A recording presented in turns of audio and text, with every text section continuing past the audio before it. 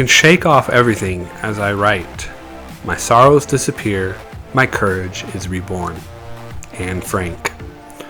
Welcome everybody to the podcast. This is episode 24 of Let's Be Real. And today I am grateful for the ability to read and write, to express myself, to better understand myself.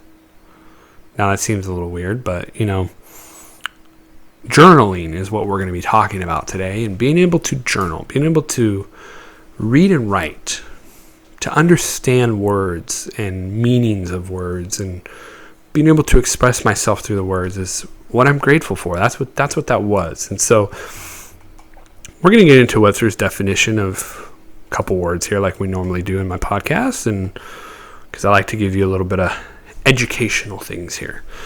So journal is a noun, a daily record of news and events of a personal nature, a diary. Amalgamation, noun, the action, process, or result of combining or uniting. Pretentious, adjective, making unusual, unjustified, or excessive claims as of value or standing. And rational, adjective, having reasoning or understanding. So what does journaling entail? It is an amalgamation of personal, rational, fact-based reporting, along with an exploration of your sometimes irrational, always important, inner feelings. There are some weeks where I'll journal every day, and then there will be stretches where I don't do it at all. The thing about expressive writing and other types of journaling is it is not just the act of processing your thoughts. It's the act of writing itself that seems to produce results. So, writing accesses your left hemisphere of the brain, which is analytical and rational. A psychotherapist and journaling expert says, while your left brain is occupied, your right brain is free to do what it does best, create, intuit, and feel. In this way, writing removes mental blocks and allows us to use more of our brain power to better understand ourselves and the worlds around us. So today we're going to get into some tips for journaling to help you, now that we've kind of gone over what journaling is. And these tips will help you with journaling. Now, why is journaling so important? Journaling is important because it helps you get things out of here onto paper so you can see it better. Yes, we can envision things in our mind. We can see things in our mind. We can go over our thoughts and dreams. But when you put it from pen to paper, or from pen to paper, that's from brain to paper with pen, it helps you really make that connection. Your brain, as it says here, your brain starts to really create and feel those things that you're doing, that you're writing down. So let's get into some tips for journaling. 1, try to get used to the pen again. I know we have so much technology. We can do, Word, Excel, all these different things. But writing, it appears to stimulate the area of our brain called the RAS, which is the reticular activating system, which filters and brings clearly to the fore the information we're focusing on. This is what I was talking about. It helps really bring that information home and make it something. Our brain starts to really analyze it. Number 2 is if you can't stand cursive, then choose the medium best for you. So some people may not be able to get into it for pen. I know I don't write in cursive. I kind of write in like a weird chicken scratch kind of way. But I'll get into some other stuff with that later. But if you can't stand using a pen, try pencil, try whatever it is, marker, whatever you feel comfortable with. But if that doesn't work, then you can find some apps, or even just use Microsoft Word. I know some people, they like to do that, but then we'll get into something later about why I wouldn't choose Word and why I do on paper. So, number 3, choose a reasonable time limit. Now, some people set a page limit. For example, they'll do 3 pages every day that they write. But more effective journaling comes when you set a time limit for each day that you write. Given everyone has a hectic schedule, I'm sure that they don't have, 2 hours to devote to writing. So even just 5 minutes to start can help. A time limit gives the writer an incorporable feel or a goal, which can greatly help people when they start journaling. Seeing 3 blank pages ahead of you could be daunting.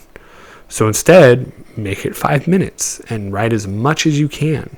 Eventually, try to get to a flat 15 to 20 minutes a day. Number 4, you don't need to be Shakespeare to be or not to be. That is the question. No, but seriously, like, you don't have to be so profound in your writing, because what this does is it creates pretentiousness. Pretentiousness is what results when people set out to be profound, when they're trying to be so careful of what they're writing and trying to make it seem like it's a novel or whatever, so that other people understand it. Guess what? This is for you.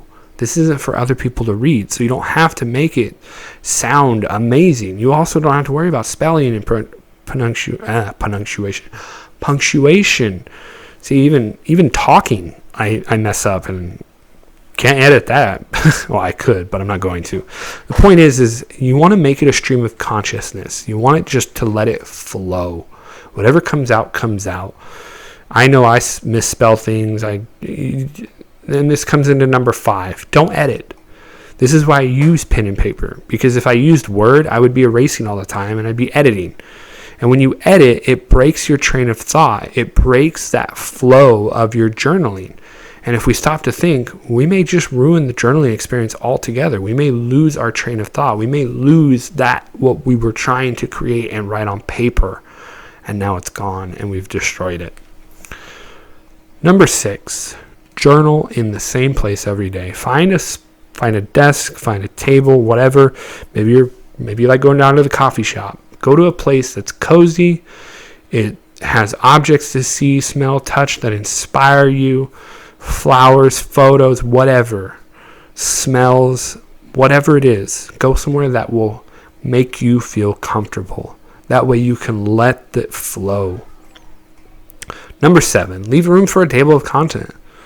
Now, I know this sounds a little weird, but I would normally leave the first 2 pages blank on a double-sided. That way, after you're finished reading, maybe a year later, or finished writing, maybe a year later when you go back to read it, you can reread it and see some of the things, and when you notice different struggles or accomplishments, write down what page those are on. And that's where you have the table of content, because what will happen is when you start struggling again with the same issue, or you start to feel a certain way, you can look at that table of content and go back to see how you were doing in that point in time, and maybe that will give you some insight on how to continue with where you're at right now, because maybe you accomplished something that you were struggling with and now you're struggling with it again. How did you accomplish that the first time? Use it as reference to help you. And when you do reread it, don't cross anything out, don't edit it, don't do nothing to it, just read it. Now you can highlight to really hit home with points that you're going through or whatever, to make it a little bit easier to find things the next time, but don't edit. And last but not least, keep it private and secure. This is for your eyes only. This is only for you. Unless you're working with a clinical psychologist who is specifically asking you to journal so you can discuss these things in your next session or whatever.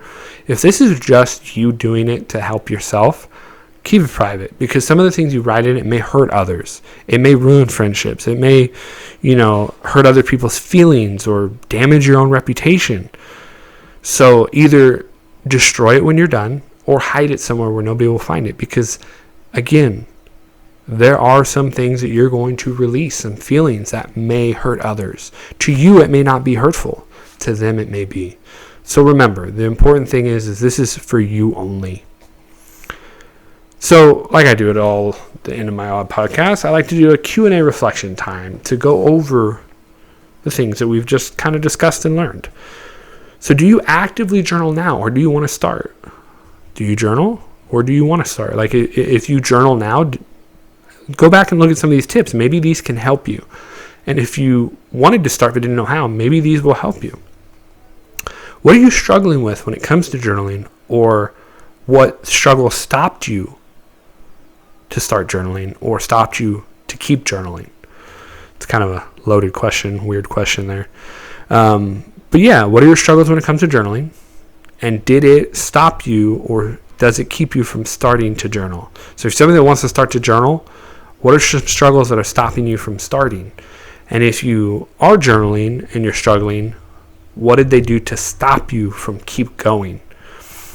And last but not least, do you feel that journaling can help you? Why or why not? Like, what are the reasons you think journaling can help you? What are the reasons why you think it can't help you?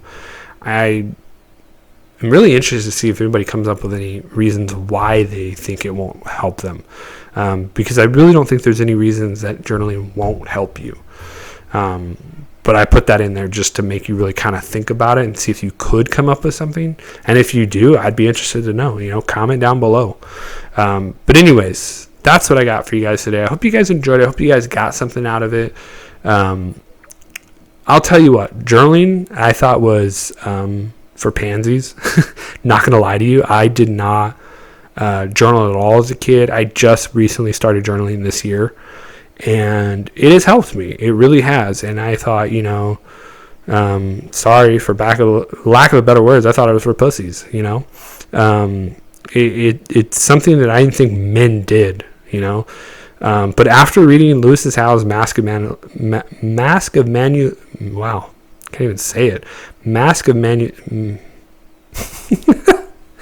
Masculinity. There you go. Mask of Masculinity. That's a tongue twister. After reading that book, that really shed a lot of lights on things that men are supposed to or not supposed to do. And journaling has really been eye-opening for me. I need to start doing it again. I kind of stopped for a little bit. But really, it's not like I'm beating myself up, why aren't I journaling? It was more of just other things were going on, and I felt like I didn't need it. And now I think I'm back to the point where I do need to start doing it again. But it definitely does bring forth some things. And you may cry. You may feel some really strong emotions while doing it, and that's okay. That's going to happen. And it's okay to feel. It's okay to have those emotions. So don't stop doing it because you start crying or other things. That means you're actually having breakthroughs. That means you're actually getting somewhere.